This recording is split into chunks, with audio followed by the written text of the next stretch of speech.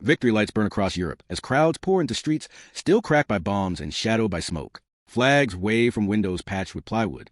Bells ring where glass once shattered. The war is over, and survival feels like triumph.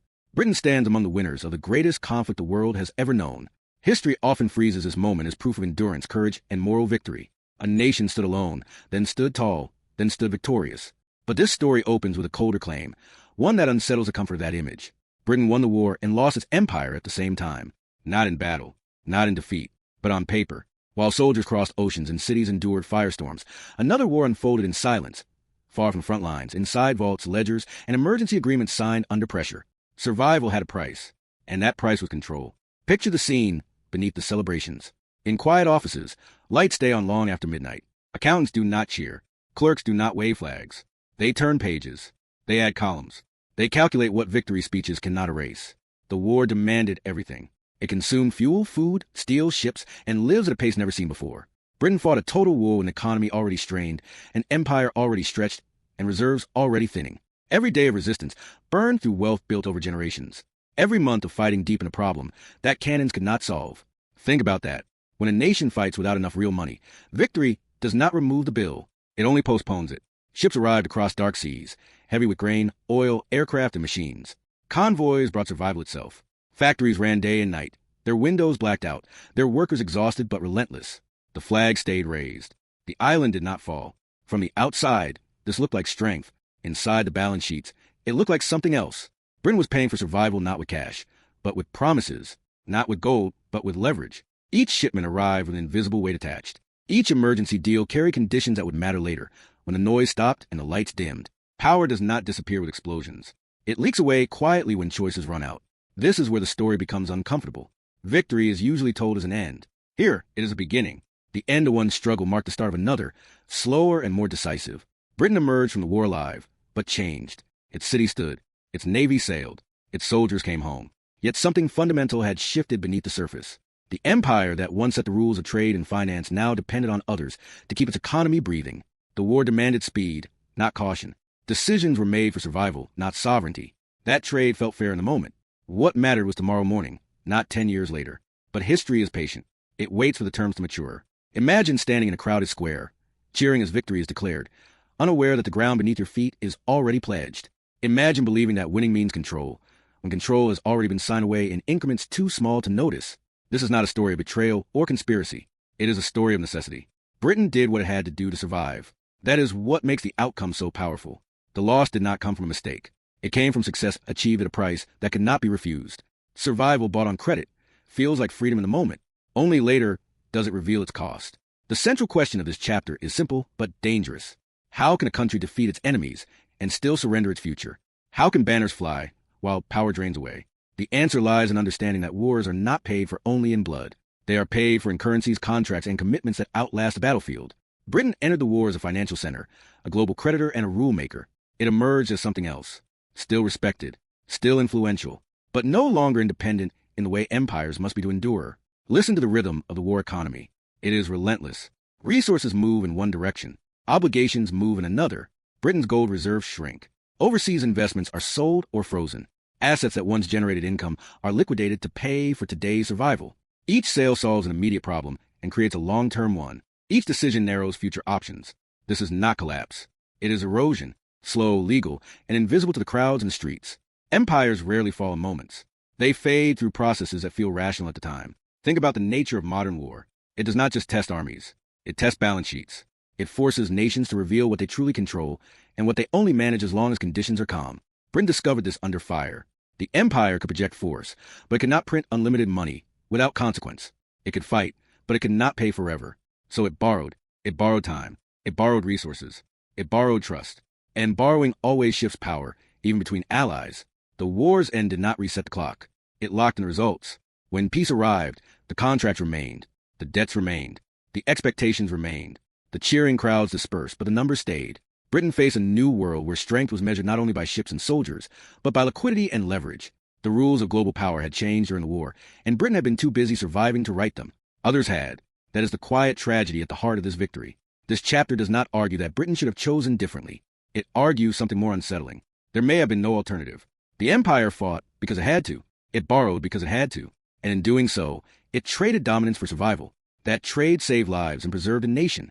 It also marked the beginning of the end for an imperial system built on financial independence. The loss did not feel like loss at first. It felt like relief. Only later did it reveal itself as constraint. Stand in the silence after the celebrations. Streets empty, lights dim, papers are signed. The war is over, but the reckoning waits.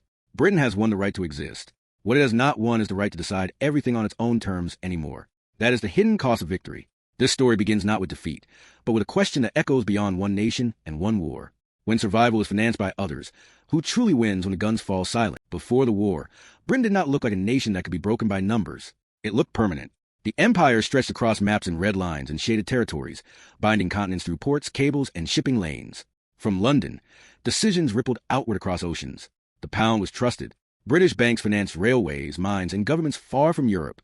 Insurance houses price risk for the world. Trade moved through British hands, and the rules of that trade were written in familiar rooms. This was not just military power. It was systemic power. Britain did not need to conquer everything it touched. It only needed to finance it, insure it, and connect it. That is what made the empire feel indestructible. This confidence shaped how Britain entered the war. When conflict arrived, it was understood as a test, not a threat to survival. The empire had endured wars before. It had absorbed shocks and emerged stronger. The assumption was simple. Britain would mobilize its global resources, outlast its enemies, and return to its place at the center once the fighting stopped. That belief mattered, because it shaped decisions made under pressure. It encouraged risk. It justified spending beyond limits. It framed borrowing as temporary and harmless. After all, an empire that controlled so much trade could surely pay later. That assumption would prove dangerous. The machinery of empire roared into motion. Men were drawn from distant territories. Raw materials flowed toward factories converted overnight for war production. Shipping routes were rerouted under fire. Entire industries bent themselves toward survival. From the outside, the picture was heroic. London endured bombing and did not fall. The Navy protected lifelines. The air held. The empire fought on. Newspapers spoke of resolve and unity. Speeches promised that sacrifice would be rewarded with security and renewal. The image of strength held, and that image mattered deeply to morale. But images do not pay bills. Behind the speeches, the numbers told a different story. War spending surged at a pace that peacetime systems could not support. Britain imported more than it exported, and the gap widened with each month of fighting. Gold reserves that once symbolized stability began to drain away. Overseas investments were sold quietly, not because they were unimportant, but because they were liquid. Assets built over decades vanished in months. These sales were rarely discussed publicly. They did not fit the story of endurance. Yet they were essential to keeping the war machine running. Britain was not just fighting an enemy. It was fighting arithmetic. Think about the nature of the illusion. A nation can look strong while dismantling itself financially. Lights stay on. Factories run. Soldiers are paid. But the foundation shifts beneath the surface. Britain's strength depended on access to capital and trust in its currency. War strained both. Emergency measures replaced long-term planning.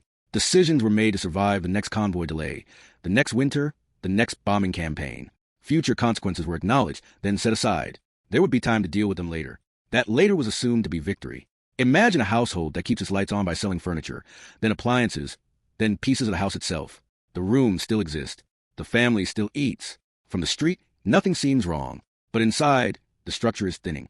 Britain's war economy followed a similar path. Each sale, each loan, each deferred payment solved an immediate problem, while reducing future flexibility. This was not reckless. It was rational under threat. Yet rational choices under pressure can still lead to irreversible outcomes. The empire's global reach, once its greatest strength, now added weight. Maintaining far-flung commitments required constant shipping, protection, and coordination. Each route consumed fuel and resources that Britain struggled to replace. The empire demanded output at the exact moment Britain's ability to pay was weakening. Colonial production helped, but it did not close the gap. It often deepened obligations instead. The system that once generated surplus now required constant infusion to keep functioning. That reversal mattered. Publicly, Britain projected certainty. The narrative emphasized unity, resilience, and moral clarity. Privately, officials confronted limits they had never faced before. Choices narrowed. Leverage shifted. Britain still negotiated, but from a weaker position each year. Financial independence, the invisible backbone of imperial power, was eroding in slow increments. No single decision caused it. The loss came from accumulation, from months turning into years, from emergency becoming normal. The belief that Britain controlled the system also masked how quickly the system itself was changing. The war reordered global production and finance. Industrial capacity expanded elsewhere. New centers of capital emerged. Britain remained important, but it was no longer unrivaled. The war accelerated trends already underway, and Britain paid the highest immediate cost to keep fighting. Victory required sacrifice, and sacrifice was framed as noble. But sacrifice of wealth has different consequences than sacrifice of comfort. Comfort returns. Wealth, once transferred, rarely does. As the war dragged on, the gap between appearance and reality widened. Britain still spoke as a rule maker, but increasingly acted as a rule taker. Emergency agreements carry clauses that shaped future trade. Currency arrangements constrained post-war choices. These were not defeats. They were accommodations. Each one seemed reasonable in isolation. Together, they formed a pattern. Britain was no longer deciding from a position of surplus. It was managing decline while pretending to plan recovery. Think about how power actually works. It rests on the ability to say no, to refuse unfavorable terms, to wait. Britain lost that ability during the war, not because it was weak in spirit, but because it was short of cash. Urgency replaces leverage. When survival is at stake, bargaining positions collapse. Britain accepted this reality without fully acknowledging its long-term implications. The empire had survived crises before. It assumed it would again. History had taught it confidence. History was about to teach it limits. This chapter is about that illusion of strength, about how an empire can appear solid while hollowing out its core. Britain's wartime image remains powerful for a reason. It represents courage under fire. That courage was real. What is less remembered is the financial cost of maintaining that image. The empire entered the war believing it controlled the global system. It exited still standing, but no longer owning the levers that mattered most. That shift did not feel like collapse. It felt like endurance. Only later would the difference become clear. When the guns finally quieted, Britain would discover that winning had preserved a nation, but consumed the foundation of empire. The illusion had held just long enough to secure survival. It could not hold forever. The cracks did not arrive with explosions or headlines. They arrived with signatures, stamps, and clauses written in careful language. As the war dragged on, Britain faced a simple problem with no simple solution. It could no longer pay for survival with cash or gold. The reserves were thinning. Overseas assets were gone or frozen. What remained was leverage, and leverage became the currency of necessity. Supplies still arrived. Fuel burned. Factories stayed alive. But nothing came without strings. Agreements that once would have been unthinkable became routine. Each one solved an immediate crisis and quietly shifted power away from London. This was not a single turning point. It was a slow transfer of control hidden inside urgency. Wartime economics changes how nations behave. Speed replaces caution. Access replaces ownership. Britain needed resources faster than its economy could generate them. It needed shipping, credit, and materials at a scale that exceeded its ability to pay. So it negotiated, not as a dominant creditor shaping terms, but as a borrower seeking relief. The difference matters. Borrowers accept conditions. They accept oversight. They accept limits that would never exist in peacetime. Britain accepted them because the alternative was collapse. Think about that. When the choice is between unfavorable terms and national survival, the choice is not really a choice at all. Every factory that ran deeper into the war ran on borrowed inputs. Every convoy that crossed dangerous waters carried more than cargo. It carried obligation. Trade rules tightened. Financial arrangements grew complex. Decisions that once could be made independently now required coordination and approval. Britain still appeared sovereign. Its flag still flew. But sovereignty was thinning where it mattered most, in the ability to decide freely. The war economy locked Britain into systems it did not fully control, and those systems did not disappear when peace arrived. Currency became a quiet battlefield. Britain's money weakened under the strain of constant spending and limited earnings. Confidence eroded slowly, then persistently. A strong currency is built on trust and reserves. War burned through both. As confidence wavered, flexibility vanished. Britain had to manage not only enemy threats, but market reactions. That pressure-shaped policy. It forced compromises that would echo long after the last bomb fell. Currency is not just a medium of exchange. It is a measure of autonomy. When it weakens, options narrow. The empire's overseas holdings told a similar story. Assets that once generated steady income were sold off or pledged to keep supply lines open. These were not symbolic losses. They were structural. Each asset sold reduced future earnings. Each pledge reduced future freedom. Britain was trading long-term stability for short-term survival, and it knew it. But knowing does not prevent action under pressure. It only adds weight to it. The empire still existed on maps, but the machinery that powered it was being dismantled piece by piece. This is how power really shifts in the modern world. Not with invasion, but with balance sheets. Not with flags, but with flows of capital. Britain did not lose control in a dramatic moment. It lost it gradually as dependence deepened. Emergency arrangements became permanent frameworks. Temporary measures shaped permanent realities. By the time victory was in sight, the war had already decided the economic outcome. Britain would survive. The empire would not remain intact in the same way. Consider the psychology of the moment. Officials told themselves that these were wartime distortions, that normal rules would return after peace, that trade would rebalance, that influence would be restored. This belief made sense. It had happened before. But this war was different in scale and structure. It reorganized global production. It accelerated industrial capacity elsewhere. It created new financial centers with deeper reserves and fewer scars. Britain emerged exhausted, with limited room to maneuver. Others emerged energized, with systems built for expansion. By the final stages of the war, Britain's exhaustion was not just military, it was economic. Production strained labor, imports strained currency, administration strained credibility. The empire demanded resources that Britain could no longer supply without external support. Maintaining control required money Britain did not have. The costs were not abstract. They appeared in rationing that continued even after peace, in infrastructure left unrepaired, in industry starved of investment. Victory had secured survival, but not renewal. Think about the nature of dependence. It rarely announces itself. It feels like cooperation at first, shared effort, mutual interest. But dependence becomes visible when one side cannot walk away. Britain could not walk away from the systems it relied on. It could not threaten withdrawal. It could not dictate terms. It could only negotiate within limits set by its financial position. That is not how empires operate. Empires require the ability to absorb shocks without asking permission. Britain had lost that ability. As peace approached, the implications became harder to ignore. Britain faced a world it no longer financed and no longer controlled. Trade routes existed, but profits flowed elsewhere. Markets remained open, but terms were less favorable. Influence persisted, but authority weakened. The empire's political structure still stood, but its economic foundation had shifted beyond repair. Colonies and territories sensed this change. Power imbalance invites challenge, not because of ideology alone, but because cost calculations change. When control becomes too expensive, resistance becomes viable. The war had also changed expectations. Populations demanded reconstruction, security, and stability. Meeting those demands required investment. Investment required capital. Capital was scarce. Britain faced hard choices: fund recovery at home or maintain commitments abroad. The numbers forced a decision. Empires can survive political pressure. They cannot survive sustained financial deficits. This is a quiet rule of history that battles often obscure. Look closely at the moment peace arrived. There were no parades in the ledgers. There were no cheers in the balance sheets. Britain confronted debts accumulated over years of emergency. Obligations stretched forward into an uncertain future. The empire was still alive, but financially hollowed. It could not enforce its will without assistance. It could not rebuild without restraint. It could not return to its previous role, because the world had moved on while it fought to survive. This chapter marks the true turning point. Even though no one could point to a single day, the war had been won. The system that sustained empire had not survived. Britain stood at the center of history's great paradox. It had achieved moral and military victory at the cost of economic dominance. The trade was not obvious at first. It revealed itself slowly, through constraints and compromises that accumulated until they defined reality. Think about what this means beyond one country. It shows how modern power is structured. Armies matter, but they're sustained by economies. Flags matter, but they rest on currencies. Britain's experience demonstrates that victory without financial independence is fragile. It buys time, not control. When peace came, Britain had time. What it did not have was the leverage to shape the post-war world on its own terms. The empire still existed in form, but not in function. Its reach exceeded its resources. Its responsibilities exceeded its capacity. This imbalance could not last. It would resolve itself not through sudden collapse, but through gradual withdrawal and forced adjustment. The war had locked in that outcome long before the first peace treaty was signed. The reckoning was no longer a question of if, but how. As the guns fell silent, Britain faced a reality that victory speeches could not change. The war had ended, but the economic consequences were permanent.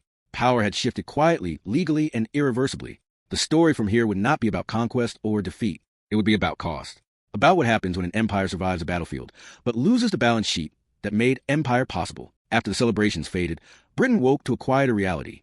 The streets emptied. The bunting came down. The work began. Rationing did not end with victory. It tightened in some places. Food, fuel, and materials remained scarce. Cities scarred by bombing needed rebuilding, but rebuilding demanded money Britain did not have. The war had preserved the nation, but it had drained reserves that once made recovery swift and decisive. Every decision now passed through a new filter: cost. Not just political cost, but financial cost. And that changed everything. The empire felt this shift immediately. Maintaining global commitments had always been expensive, but now expense became decisive. Garrisons, administrations, shipping, and infrastructure demanded constant funding. Before the war, Britain could absorb these costs through trade surpluses and overseas income. After the war, those streams had weakened or disappeared. The math no longer worked. Control required investment. Investment required capital. Capital was scarce.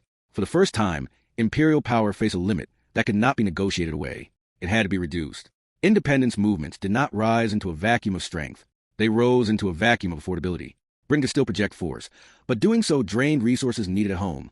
Each decision to hold territory meant another delay in recovery. Each delay increased domestic pressure. Populations that had endured years of war demanded housing, jobs, and stability. Those demands were not abstract.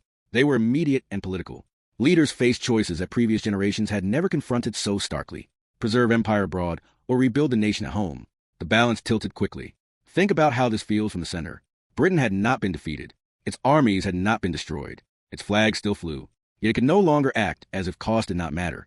That is a defining difference between dominance and endurance. Dominance allows waste. Endurance demands efficiency. Empires are built on the former and dismantled by the latter. Britain found itself forced into calculations that made imperial control increasingly irrational, not immoral, not illegitimate, simply unsustainable.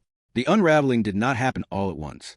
It moved in stages, shaped by necessity rather than ideology. Commitments were reviewed. Responsibilities were reassessed. Withdrawals were framed as transitions. The language softened reality, but the direction was clear. Each year, Britain did a little less abroad and focused a little more inward. The empire shrank not because Britain forgot how to rule, but because ruling had become too expensive to justify. The ledger, not the battlefield, decided the pace. This economic reality reshaped global power. New rules governed trade, finance, and influence. Systems built during the war matured after it. Capital flowed toward centers with fewer debts and greater capacity for investment. Britain remained important, but it was no longer the axis around which the world turned. Influence replaced authority. Partnership replaced command. These shifts were subtle, but they were permanent. Once lost, financial primacy does not return easily. Others filled the space Britain left behind, not through conquest, but through accumulation. Domestically, the consequences were complex.